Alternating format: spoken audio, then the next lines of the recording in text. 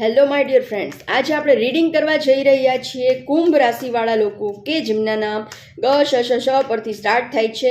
તો ચાલો જોઈએ. પ્લીઝ યુનિવર્સ મને જણાવો 12 એપ્રિલથી 18 એપ્રિલ સુધીનું મારા કુંભ રાશિવાળા વ્યુઅર્સનું વીક કેવું જવાનું છે, એમની ફેમિલી લાઈફ, લવ લાઈફ કેવી રહેવાની છે. ગ શ શ શ પરથી જેમના નામ સ્ટાર્ટ થાય છે એમની ફેમિલી લાઈફ, લવ લાઈફ કેવી રહેશે, હેલ્થ એમની કેવી રહેવાની છે, ફાઇનાન્શિયલ લાઈફ એમની કેવી રહેવાની છે. બોટમની એનર્જી આવી ગઈ છે 4 ઓફ પેન્ટિકલ, મતલબ કે તમારી પાસે અઢળક ધન છે, પ્રોપર્ટી છે તમારા પોતાના નામની, ખૂબ રૂપિયા પૈસા છે તમારી પાસે, પણ કંજૂસ પણ છો થોડાક, એવી એનર્જી આવી છે. ફેમિલી લાઈફમાં એવું દેખાઈ રહ્યું છે કે તમે કોઈ જગ્યા પર ઈગો ફાઇટ જીતી રહ્યા છો. કોઈ રિલેશનમાં સામસામે આર્ગ્યુમેન્ટ થાય તો તમે આર્ગ્યુમેન્ટમાં જીતવા માટે તમે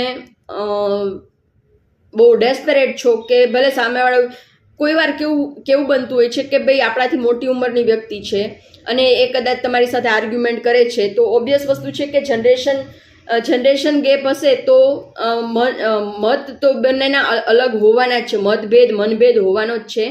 પણ તો ક્યારેક એવું આપણાથી મોટા હોય તો આપણે એવું કરી શકીએ કે એમને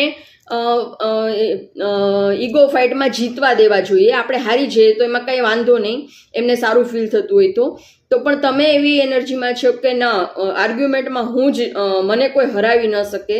તો આ ટાઈપનું થોડુંક જે તમારું બિહેવિયર છે એ થોડુંક ચેન્જ કરજો, તો તમારા ફેમિલીને અને રિલેશનને તમે મેન્ટેન કરી શકશો, બેલેન્સ કરી શકશો. અને હંમેશા ફેમિલી માં રહેવાની તો જ મજા આવે જો તમે બેલેન્સ રાખીને ચાલતા હો. કોઈ એક વ્યક્તિનું જ ઘરમાં ચાલતું હોય, હું કહું એમ જ થાય, તો પછી બાકીની બધી વ્યક્તિ ભલે તમને કે તમે કયો એવી રીતે કરતી હોય, ભલે માની લો કે કરતી હોય, રિસ્પેક્ટ આપતી હોય, પણ એ દિલથી નહીં હોય, એને દિલથી તમારી સાથે રહેવું ગમતું નથી હોતું.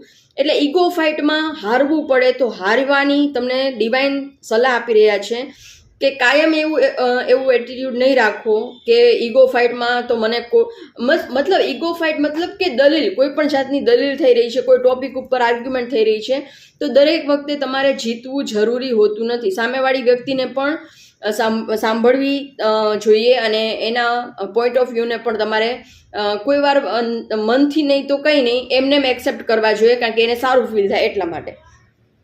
તો તમારા માટે ડિવાઇન ગાઈડન્સ એ જ છે કે તમે બેલેન્સ રાખીને ચાલો. કાયમ હું જ જીતું એ ટાઈપનું એટીટ્યુડ તમારું નહીં ચાલે. બધાને રિસ્પેક્ટ આપીને આગળ ચાલશો તો જ તમે તમારા ફેમિલી લાઈફને, ફેમિલી મેમ્બર્સને ખુશ રાખી શકશો. નકર એ તમારી ભેગા તો રહે છે પણ એ દિલથી ખુશીથી નહીં રહે તમારી સાથે. હેલ્થમાં એવું દેખાઈ રહ્યું છે કે થોડોક પીરિયડ અઘરો છે, હેલ્થ બગડી શકે છે 8-9 દિવસ માટે. નેક્સ્ટ વીકમાં તમને એવું થઈ શકે છે કે મારી હેલ્થ સારી નથી, સ્ટક ફીલ કરો છો, હેલ્થ બગડવાના ચાન્સીસ મને દેખાઈ રહ્યા છે. અને ગાઈડન્સ પણ એ જ છે કે તમારે ડૉક્ટરને કન્સલ્ટ કરવું, કરો તો વધારે સારું. સિક્રેટિવ રહેતા નહીં. તમારી હેલ્થ બગડે તો ડૉક્ટરને કન્સલ્ટ કરજો. આ કાર્ડ એ જ કે છે કે સિક્રેટિવ બનવાનું નથી, તમારે ડૉક્ટરને કન્સલ્ટ કરવાનું છે. નાનો પ્રોબ્લેમ ક્યારે મોટો થઈ જાય એ ખબર નથી પડતી, મતલબ કે કન્સલ્ટેશન લેજો. ફાઇનાન્શિયલ લાઈફમાં એવું દેખાઈ રહ્યું છે કે તમારું ફોકસ તમારા કામ ઉપર છે ને બહુ સરસ રીતે તમે તમારા કામને હેન્ડલ કરી રહ્યા છો.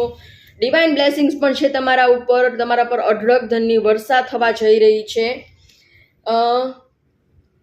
તમારે ખાલી બધાને સાથે લઈને ચાલવાનું છે. તમારો ફેમિલી લાઈફમાં પણ તમારું એવું આવ્યું હતું કે તમે થોડાક ઇગોઇસ્ટ છો. આમાં પણ એવું દેખાઈ રહ્યું છે. જે લોકો જોબ કરે છે એમાં એવું દેખાઈ રહ્યું છે કે તમારો જે નેચર છે એ એવો છે કે હું કહું એમ જ થવું જોઈએ, કોક કે એમ હું નહીં કરું, એ ટાઈપની તમારી એનર્જી છે.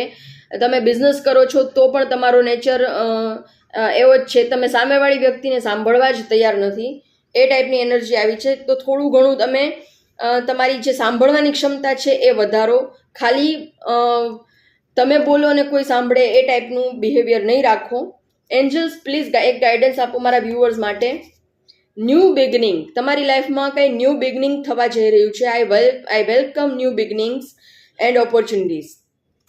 કોઈ નવી શરૂઆત કોઈ નવી વ્યક્તિ તમારી લાઈફમાં આવી શકે છે, આવવા જઈ રહી છે, નવી શરૂઆત, તમારી લાઈફનો એક નવો પીરિયડ શરૂ થવા જઈ રહ્યો છે, ન્યૂ બિગનિંગ થવા જઈ રહ્યું છે, નવી ઓપોર્ચ્યુનિટીઝ તમારી લાઈફમાં આવી રહી છે. તો એના માટે તમે રેડી રહો, બેલેન્સ રાખીને, ઓથોરિટી સાથે નહીં. પ્લીઝ યુનિવર્સ હજી એક ગાઈડન્સ આપો મારા વ્યુઅર્સ માટે. દ્વિધાજનક પરિસ્થિતિમાં છો, તમે નિર્ણય નથી લઈ શકતા કે આમ જવું કે આમ જવું. તો કોઈ એક નિર્ણય ઉપર આવો, કોઈ એક વસ્તુને ચૂઝ કરો. તમે બધું પકડી રાખો છો, એવું નહીં કરો. બેલેન્સ નથી રહેતું તમારું, બેલેન્સ તમે નથી રાખી શકતા. મતલબ કે આને પણ ચૂઝ કરવું છે, આને પણ ખુશ રાખવું છે, આને પણ ખુશ રાખવું છે. તમે દરેક વ્યક્તિને લાઈફમાં ખુશ રાખી શકશો નહીં. કોક તો તમારાથી હર્ટ થશે જ. તો મનમાં ગિલ્ટ નહીં રાખો અને લટકેલા નહીં રહો. કોઈ એક ડિસિઝન ઉપર આવો. ડિસિઝન તમને ડિવાઇન ગાઈડન્સ એ મળી રહ્યું છે. આનો કહેવાનો મતલબ એવો છે કે કોઈ એક ડિસિઝન પર આવો. તમે બે વસ્તુને પકડી રાખી છે, હજી તમે ડિસિઝન નથી લીધું, તો તમને કોઈ એક નિર્ણય પર આવવા માટે ડિવાઇન કહી રહ્યા છે. આ ચેનલમાં હું જે રોજ વિડીયો મૂકું છું એ બધા સાથે મે બી રેઝોનેટ ન પણ થાય, તો તમને રેઝોનેટ થાય એટલું રાખવાનું, બાકીનું જવા દેવાનું. અને તમારે પર્સનલ રીડિંગ બુક કરાવવું હોય તો સ્ક્રીન પર આપેલા મોબાઈલ નંબર પર મને મેસેજ કરી શકો છો. જે તમે રીડિંગ લેશો, પર્સનલ રીડિંગ લેશો, તે પેઇડ રીડિંગ હોય છે. અને તમે મારો વિડીયો તમને જો ગમે, તમે એમાંથી તમને ગાઈડન્સ મળે, કોઈ કંઈ નવું જાણવાનું મળે, તો જરૂરથી મારા વિડીયોને લાઇક આપજો, ફેમિલી અને ફ્રેન્ડ સર્કલ સાથે શેર કરજો, અને પ્લીઝ મારી ચેનલને સબસ્ક્રાઈબ કરજો અને મને સપોર્ટ કરજો. તો હું તમારા માટે આવા ને આવા નવા વિડીયો ગાઈડન્સવાળા રોજ લઈ આવતી રહીશ. અને તમારે નેક્સ્ટ કયા ટોપિક ઉપર વિડીયો જોવો છે તે પણ મને જરૂરથી કમેન્ટ કરીને જણાવો. કયા સિટીમાંથી તમે મારો વિડીયો જુઓ છો તે પણ મને જરૂરથી જણાવો. અને ચેનલને સબસ્ક્રાઈબ કરવાનું નહીં ભૂલો. પ્લીઝ સપોર્ટ એ ફ્રી હોય છે સબસ્ક્રાઈબ કરવું એ, તો પ્લીઝ સપોર્ટ કરજો. Thank you so much.